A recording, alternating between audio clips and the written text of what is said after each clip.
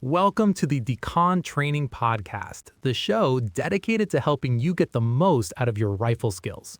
I'm your host, Avery, and today we are thrilled to have competition expert and instructor Melody back in the studio. Melody, welcome. Hey, Avery. It's always a pleasure to be here. Thanks for having me back. Today, we're going to take a deep dive into a program that's been generating a lot of excitement, the NRA's America's Rifle Challenge, or ARC. For our listeners who might only be hearing the name for the first time, Melody, can you give us the big picture? What is ARC really all about? I'd love to. At its core, ARC is about fulfilling the NRA's duty to its members. It's about providing top-tier training and accessible competition. The whole program was really created for the everyday, responsible AR owner. The person who has one for home defense or just for fun at the range and maybe is looking to get into some competitions.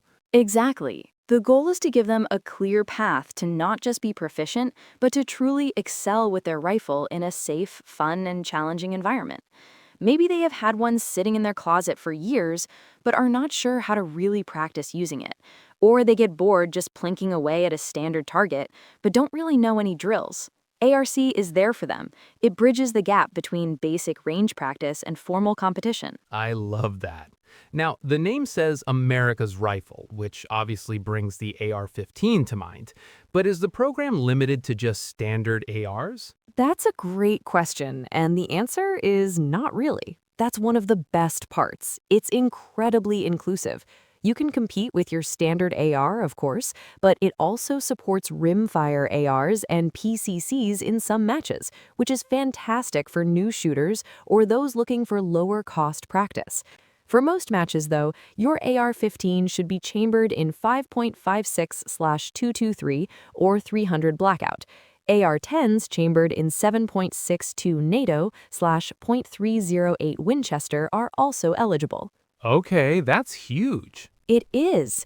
It also supports short-barreled rifles, or SBRs, and even suppressed rifles. So whatever your flavor of modern rifle is, there's a place for you in ARC. That's fantastic to hear. It sounds like a whole ecosystem. So how is it structured? I understand there are different levels of competition. That's right. There are three main tiers of competition. The first, and the one we're focusing on today, is Level 1. This is the entry point, designed for both indoor and outdoor ranges with distances from 10 to 100 yards. It's incredibly accessible. So that's the starting block for pretty much everyone. Absolutely. Once you're comfortable there, you can move up to Level 2. That's a more dynamic, action-based event. Think more movement, longer ranges, sometimes out to 400 yards or more, and more complex stages. Okay, so a significant step up in skill. And the third tier? The third tier is two-gun. It's very similar in style and complexity to a Level 2 match, but it adds a semi-automatic handgun into the mix, testing your transition skills between platforms. And I know a huge component of ARC isn't just the matches, but the training. Can you touch on that? Yes, and it's a critical part. There are two dedicated training courses. The Level 1 training is for beginners. It covers everything from fundamental safety and basic operation to zeroing your rifle and giving you the specific skills and confidence you need to show up and succeed at a Level 1 match. That's perfect. So you don't have to just jump in blind. Not at all. And then there's the Level 2 training for intermediate shooters. This course dives into more advanced skills, shooting on the move, effectively using barricades, engaging targets at longer ranges, and getting the most out of your optics. It prepares you for that next step in competition. Melody, that's a fantastic overview. Thank you. Now that we understand the whole ecosystem, let's zoom in on the main event for new competitors, the ARC Level 1 match. Let's really get into the nitty-gritty. Walk us through it, starting with Stage 1, the fundamentals test. You got it. Stage 1 is scored as a par-time plus penalty stage.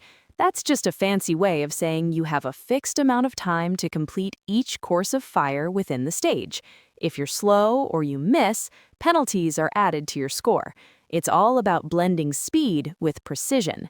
Each competitor has two targets, 10 yards downrange. So what are those tasks? It builds up nicely.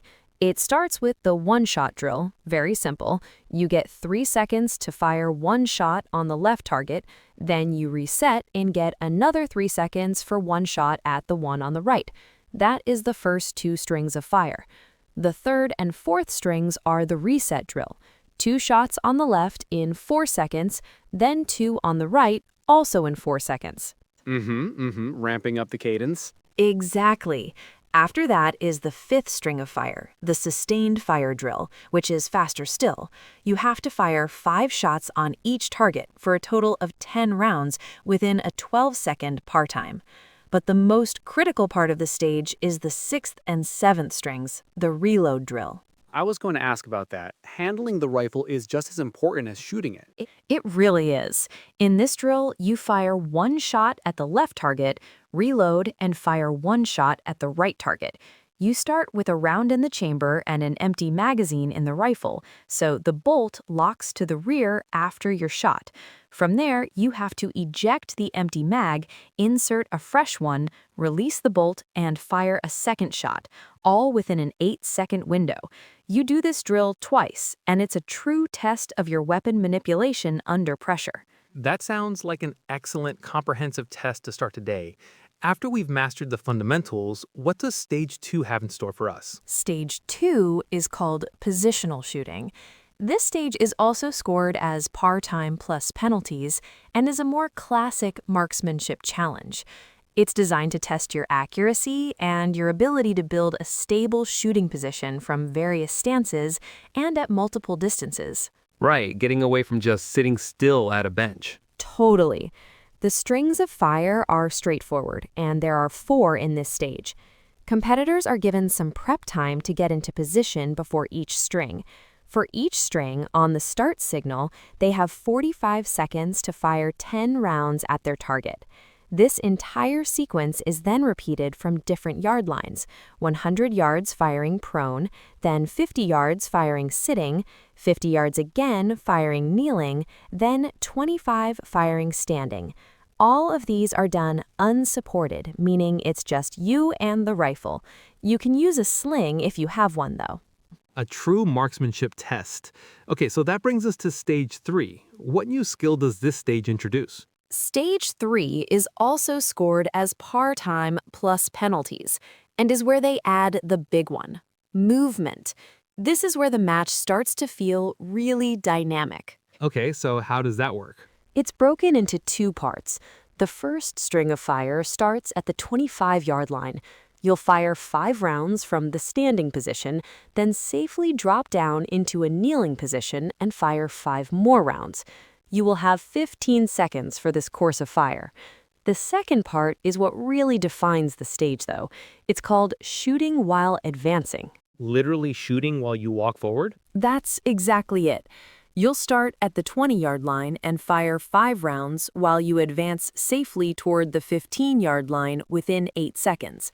Then you do it again, firing another 5 rounds as you move from the 15 to the 10, also within 8 seconds.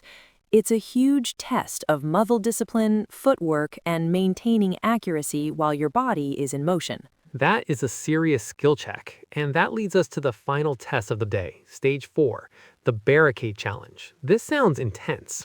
It's my favorite stage. It combines everything: speed, agility, positional shooting, and using cover. You start the stage with a magazine loaded with 12 rounds. On the timer, you utilize a pyramid-style barricade and engage a 12-inch steel target 100 yards downrange by firing 1 round at a time from 6 different numbered positions on that barricade. You have to shoot them in order, from position 1 up and over to position 6. And I'm guessing you're not done after that 6th shot. You are correct. Once you fire from position 6, you have to work your way back around the barricade, firing 1 more shot from each position, from 6 back down to 1, for a total of 12 rounds. Your final score is your time plus any penalties, and you have to get it all done under a 90-second par time. It's a fantastic, high-energy way to end the match. Wow, from pure fundamentals and reloads to positional marksmanship to shooting on the move, and finally a dynamic barricade run. The ARC Level 1 truly sounds like the complete package for a new competitor. Melody, thank you so much for that incredibly detailed breakdown. It was my pleasure, Avery. It really is a well-thought-out course of fire that builds a shooter's skills and confidence in a logical way. So to all our listeners out there who own an AR and have been thinking about taking that next step, this is your sign. Look up the NRA America's Rifle Challenge program online. You can find more information and the current rulebook at arc.nra.org. Find a training course or a Level 1 match near you by checking competitor.nra.org. You will not regret it. If you found this content to be helpful and informative, please give us a like.